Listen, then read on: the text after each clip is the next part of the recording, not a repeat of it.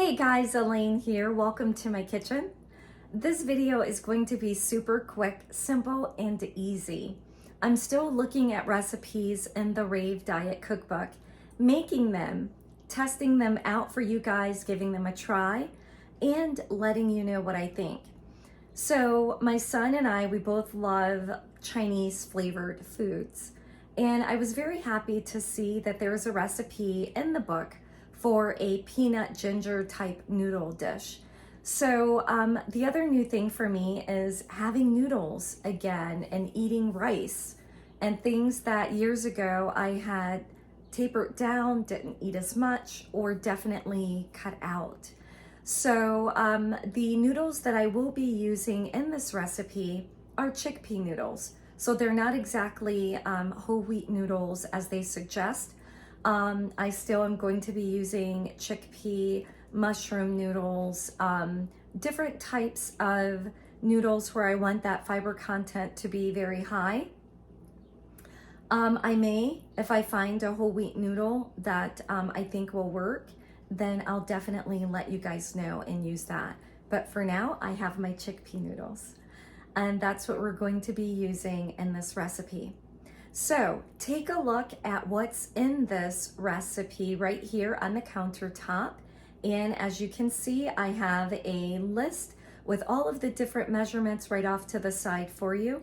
And let's go ahead and get started with this recipe. So here we are over at my Blendtec. I have my smaller one since this is not a huge recipe. And we're gonna go ahead and just add in the ingredients that I've already measured out. So we have 1/2 cup of pasta water from the pasta cooking. So that's a 1/2 cup there. We're gonna add in 2 tablespoons of chopped fresh ginger is there. We're going to add in, this is 1.5 tablespoons of vinegar. And I am using a coconut vinegar. So both the vinegar that I'm using is not like a vinegar I'm sure that they have used in their recipe. And also the tamari. I am using instead of soy sauce, I'm using a coconut aminos. And so that is like 1 tablespoon of that we're gonna add to that. And then we have 2 other ingredients here on the countertop. That's going to be the Dijon mustard. So we have 1 tablespoon of that we're gonna get in there. And then we also have 2 tablespoons of peanut butter. And if you noticed, my peanut butter was just a little bit over the measure because we like peanut butter. We're gonna get the lid onto this little guy and we're going to go ahead and blend this. And that's all there is. So this is our sauce. We're gonna toss it with our pasta and we're gonna top it with our veggies.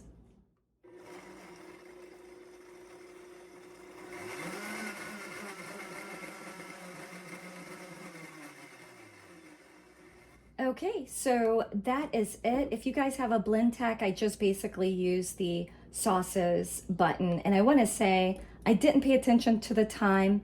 I think that was about 30 seconds or so for blend time. Okay, so now we're just going to take our mixture and give you an idea of how that blended up. So we have our noodles right here. We're just gonna go ahead. We're gonna add that sauce right into our noodles. Give it a little bit of a toss. Once that is tossed, they suggest topping with your carrots. So there's a cup of steamed carrots, your broccoli, and your scallions.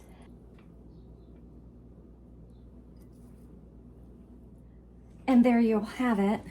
That's a look at a very quick and simple ginger peanut pasta dish. Okay guys, so I have a little bit in the bowl here. Let's give it a little bit of a taste.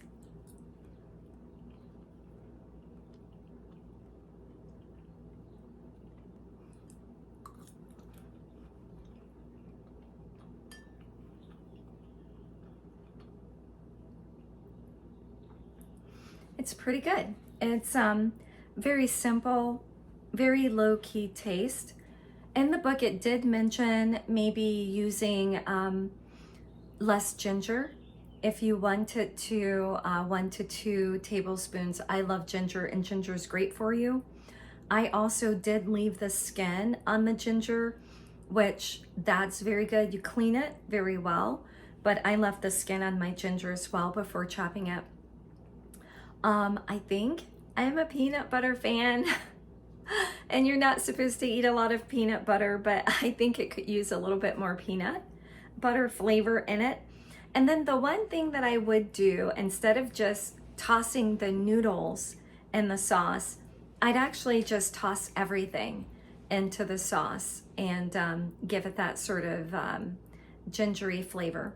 So this to me is more of a ginger type dish than I would say peanut butter. I don't quite get the hint of peanut butter, but again, maybe if I use less ginger, I'll get that peanut butter hint. But I will stay at the 2 tablespoons of peanut butter, round it as I did, because peanuts are not exactly that great for us. So it's something that we definitely do want to limit our intake in. But if you guys have a little hankering for a little bit of Chinese, and you don't necessarily want all of the sugar and the sodium, etc., that's in it, just making yourself a quick dish like this at home. Look at how quickly that went for us on this video. Very easy to do, very easy to make. Let me know what you guys think.